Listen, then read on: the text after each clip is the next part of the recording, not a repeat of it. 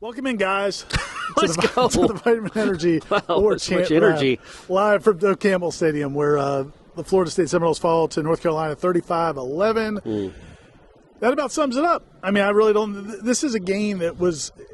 I don't even know if North Carolina enjoyed it. Like it wasn't like a. I think there was some of the fans of Mac Brown even Mac Brown probably felt a little bad for Florida State. Did. I mean, think of all the misery this program has given him over the years. He started running it up the middle with about 8 minutes to go in the game. Mac Brown gets his first win against his alma mater. Congratulations, Coach Brown. All the streaks are gone now. Yes, the bowl streak ended Duke streak, a long time ago. Mac Brown streak, Duke and now Mac Brown. They're all gone. This was Florida State actually led 3-0. Mike Norvell shows a little fortitude early, winning the toss, taking the ball, going down, scoring 3 points on a 56-yard field goal by Ryan Fitzgerald, who's still perfect on the year. 10 for 10, and half of his 10 are over 50 yards. Yeah, and then North Carolina rattled off 28 straight points, and the game was never really close. North Carolina had 500 yards of offense. Florida State had about 200 yards of offense, very similar to last week against Miami. They had 211. 211 Omari yards Hampton had 265 by himself for North Carolina, and because he ran for 170-something, had 90-something yards receiving, and your team had 80 yards less than he did, and 4 less touchdowns. I thought it was kind of fitting that Mike Norvell said like the two big goals for the game were to establish the run and to stop the run. And North Carolina had like a 280-40 advantage, and that's pretty much summed it up for me. I thought I'll be honest, as I told you in the press box, to me it felt like the Noles ran out of time. Like they were just a little more time, and they look, man. It's obviously a disaster. You have to laugh to keep from crying. This is the first time they've lost 8 games in a season since 1975. You were in the 5th grade, 9th grade. I was 4 years old. Whatever it was, I can't remember. But it was a long, long time ago, folks. That Florida State has lost 8 games in a row. It's going to be 9 by this. Probably 7 days from now, 6 days from now, it's going to be 9 losses this season. They have a chance to beat Charleston Southern, a good one, to get to 2-9, and then Florida's apparently going to be on their 3rd-string quarterback, so at least you'll be in the game with that one. But, I mean, theoretically, North Carolina was on their 3rd-string quarterback today. Now, he's played for most of the season, but he was the 3rd-string guy going into the season, and, you just got lit up in every way imaginable. And I wrote in the column, I thought what bothered me the most about this game, a loss is a loss, and they're all piling up. I thought this was the worst loss of the season because I felt like for the first time this year, it felt like they didn't compete. It was just completely uninspiring in every category, other than Fitzgerald's field goal, maybe. And Norvell, I would tell all you guys to go watch that post-game press conference. He did get asked some hard questions by yours truly, man. We asked him, and Aslan asked him some tough questions. You're probably not going to like his answers. I don't care. I thought he gave a really good answer about the confidence he has in himself. Where is your confidence in like where this can go and how much better it can be next year? I absolutely believe in it. I mean, I've lived it. I've been through it.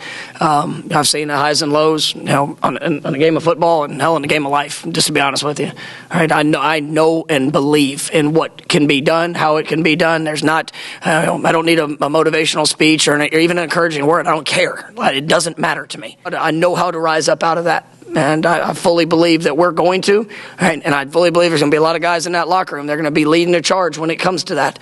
But, yeah, man, he was asked if they quit. And he said, I don't think they quit. He goes, I don't think they responded well to the things that were happening on the field or something like that. Which, it's semantics at this point. I mean, if you're not competing, does that mean you quit or does that not mean you quit? Or you're just not any good. You might be playing hard and just not being any good. There's all that. I don't think that may be the case with this team, especially on the defensive side of the ball. The offensive side of the ball, do we say they quit or they just suck? Well, you know what I mean? They can't block. Yeah, and can't catch, can't get open, plays. Can't throw it, can't run it, can't win with them. Just like as you go through this season right now, like I was talking to somebody before the game, and I feel like the Florida State team that played against Georgia Tech in Dublin in the first game of the season, that I think when we started our post-game wrap that day, I said it was a disgusting performance. That Florida State team would beat this Florida State team by like 28 points. Yeah, it wouldn't be a contest. Well, I don't know. Regressed. I don't think that team would beat anyone by 28 points because they can't score 28. We'll see, man. It'd be 21-6. They were going up against Georgia Tech. Well, you're right. Florida State that's a good point. Good point. I don't know, man. It's just it's completely gone backwards. And like you said, Mike Norvell said after the game, he's very confident he can turn it around. He has no doubt he can. He's evaluated everything. I think Aslan asked him if he's thinking about making changes right now, and he said, he'll consider it if he thinks it'll help, and that he has already considered what he wants to do, and that's all great. Well, he said something like, I'm evaluating everything, like he said every week, and then he added, I've been evaluating things, to be honest with you. I've already evaluated things, to be honest with you, which to me was a pretty forceful, there are changes coming, but how could there not be? But, to me, I think like when you look at a staff and at a program that's faced the adversity that they face, one of two things is going to happen. You're going to rally together, guys are going to put forth their best effort, or you're just going to go into a shell and just take your beatings the rest of the year. And it seems like that's what this team is going to do. And there is one coming next weekend. You're going to be up there. Hopefully it's a pretty Saturday night for you guys. Too. That'll be great for you. But, yes, obviously that is coming. That's going to be the 9th loss of the season. They have very, very little chance of winning that game because you can't score. And I'm not going to harp on it. We know what the offense is. I did not like Luke Kromenhoek really at all in this one. Not just the interceptions. Before that, every time he dropped back, it ended up him being sacked. Now, some of it, as Mike Norvell said, some of it was on the quarterbacks, the bad play. Some of it was on the wide receivers. A lot of it was on the offensive line. There's blame to go around everywhere. But the one thing I was hoping this game, Ira, would give us maybe some more clarity into not only who the quarterback will be next year, do you have a quarterback for next year? And that, I know they're freshmen and they're playing with not great players, but you didn't get any clarity about that at all today. Brogdon made a couple nice throws, but other than that, what was there? Yeah, there's a slight bit of news out of the press conference. Mike Norvell confirmed that Luke Kromenhoek missed some time at practice this past week. Doing something physically. Oh, I didn't know he said that. A little limited. He said he was a little limited this week and didn't get all the reps. But he felt like he took in all the mental reps and he thought he would be able to perform out here today. Obviously, he didn't. I think he was 3 out of 7 with 2 picks. Not ideal. Yeah. Guess who didn't have 2 interceptions? The Florida State defense. The Florida State defense. Yeah, that doesn't happen. But Brock Glenn, I think, was 6 of 11, 6 and 12, something like that. But it's not like the offense moved great when he had a couple of throws. He did have the touchdown. He had the touchdown drive, and can you call that a field goal drive? He hit one pass, and then Fitzgerald had to kick a bomb to make it. So, yeah, you're just basically playing out the string. And I think as we do these the next 3 weeks, other than probably the Charleston Southern game where we might actually get to talk about a win, everything else will be looking forward to next season and the changes that are going to be made. They can't run the ball. They can't stop the run. They can't throw the ball. They can't really stop the pass, but other teams haven't really had to pass the ball. They haven't, and they're the worst third down offense in the country. They're also probably one of the 5 worst third down defenses in the country. They are the worst. I can say this collectively, they're the worst third down team in the country. Let me ask you this. So, should they call it something else besides cash down? Maybe change that. You want to go away from that? Yeah, maybe call it crypto down. Okay, I was going to say trash down, but crypto down's pretty good too. So anyway, the other thing, I guess from a big picture standpoint, though, as you said, Mike Norvell, was emphatic that I've done this before. I've built winning programs. I know what it looks like. I know what it takes. I know what to do. Did you think? Before you get into that, because I know what you're about to say, and I get it. Nobody's gonna care. Were he and I having a moment again? Because that was my question that elicited that, and it was another 4 or 5 minute kind of just staring at me, talking pretty sternly about what he was going to do. I like that. That's what's most important about this whole thing for you. I feel like that's what everybody. Aslan will show him a real clip of just Norvell staring at me. What happens with the wins and losses? Did Corey and Mike have another moment? A moment that, no, not just a moment for just the two of us. We can go have moments on the beach anytime we want. Right. A moment that turns around the program again. That's what I meant. Do you think? Do you think that can come? No, obviously this moment isn't going to dictate that. Do you personally, Ira, as we sit here on November 2nd, 2024, can that come with this guy as the head coach? That's the question, is I don't know that he has done this before. He's come into programs that either had success in the past or, the Florida State obviously was struggling when he got here. Yeah. But, man, it's one thing to come in and clean house and bring in new coaches and bring new energy and then have some success and then get guys to buy in.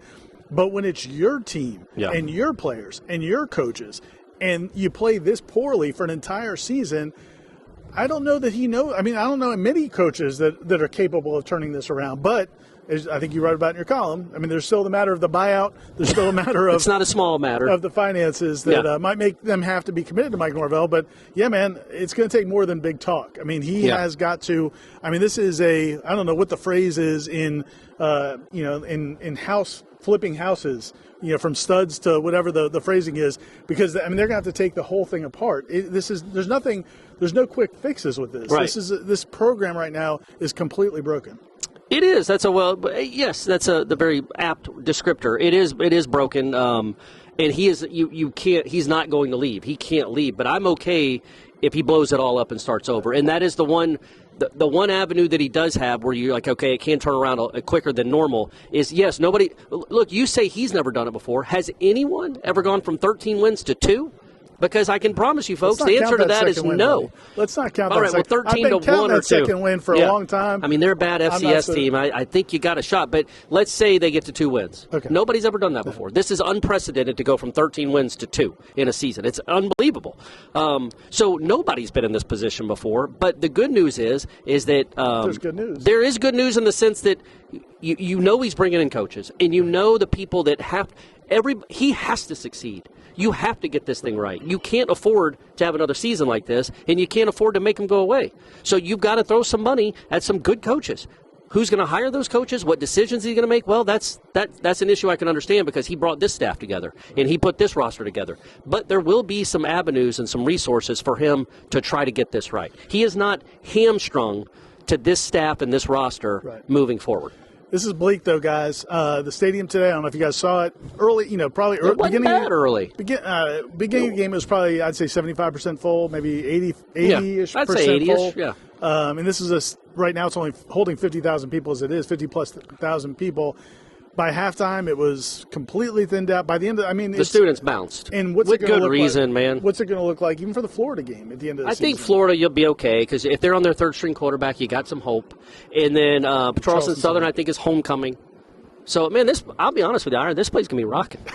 This place going to be rocking. It's going to be electric. It's brutal, man, because this is where we are. Like, they just have to wear these butt kickings. Yes, you have to wear this season. Until he can do whatever he's going to do. And it's almost hard to talk about, as you guys can tell from this, but it's also hard to write about. It's like, yeah, man, what else can you write about this disaster, this debacle? It's the only thing to look forward to is the changes that are going to be made, but we don't know when they're coming. There might be one Sunday. I would be surprised, but I tell you what, Ira, you play Notre Dame, you're going to fall to 1-9. It's going to be ugly.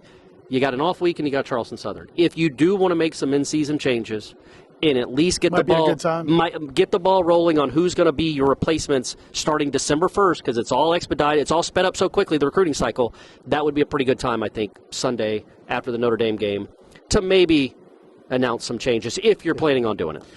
Shout out to Justin Cryer. Got injured today. That was really sad. That was probably the saddest we like thing. him a lot. I like the way he plays, but he's also just seems like a really good kid. Yeah, one of the backup linebackers, has played a lot this season. Yeah. Went down with a really bad leg injury. They had to put an air cast over it and cart him off the field. That seems like it's significant again. Yeah. We may not see him again. And it was on a tackle where they actually kept Hampton out of the end zone.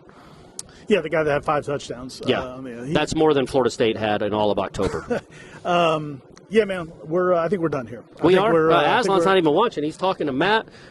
VitaminEnergy.com. This is Vitamin Energy Warchant Wrap. Warchant BOGO. Warchant BOGO. Do not blame Vitamin Energy for any of this. They were here last year, and Florida State didn't lose, so it's not their fault. It's other people's fault. And when do you take it, man? Do you take it for? Is it good? You take it before workout. You take it. It's immunity. It's focus. If you got to, I'm talking to the college kids right now. Finals are coming up in about a month. I would say, Matt, like early December. Dial it in when you got to study, when you got to pull an all-nighter. Or focus up. You got to fire a bunch of coaches. Mike, seriously, load up. You need to load up, please. Warchant BOGO is the promo code, Mike. No, you don't get to use the Warchant promo, Mike. You're making $10 million a year, but you buy full sale. All right. You're paying full freight. For Corey Clark and Aslan Hajavandi, I'm Ira Schofel. We're signing off from Doak Campbell Stadium, where Florida lost. Florida State. Yeah, the Gators lost. The Gators lost. So there you go. And Miami didn't look great. So they only scored 52. Happy New Year.